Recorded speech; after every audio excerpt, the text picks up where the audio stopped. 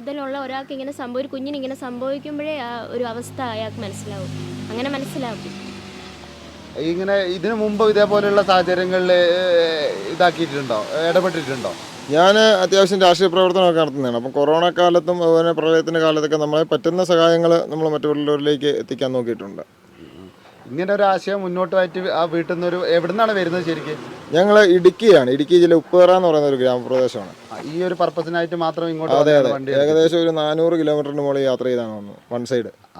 അപ്പോൾ ഈ വീട്ടുകാരെയൊക്കെ സപ്പോർട്ട് എന്താണ് ശരിക്കും? വീട്ടുകാരൊന്നും ഒരു കുഴപ്പമില്ല, എല്ലാവരും നല്ല സപ്പോർട്ട് തന്നെയാണ്. ചേച്ചീൻ്റെ വീട്ടുകാരെങ്കിലും പറഞ്ഞോ മോളെ അത് വേണോ, എത്ര ദൂരം ഈ കുഞ്ഞു കുട്ടീനെ എടുത്തിട്ട് പോയിട്ട് അതിന് മുതിരണോ എന്ന് ചോദിച്ചിട്ടുണ്ടോ? അങ്ങനെ ചോദിച്ചില്ല. എല്ലാം ദൈവത്തിൻ്റെ പ്രാർത്ഥിക്കുക, പോവുക. പിന്നെ ഞങ്ങളും പ്രാർത്ഥിക്കാം, സുരക്ഷിതരായിട്ട് പോയിട്ട് വരിക എന്നുള്ള മാത്രമേ പറഞ്ഞുള്ളൂ.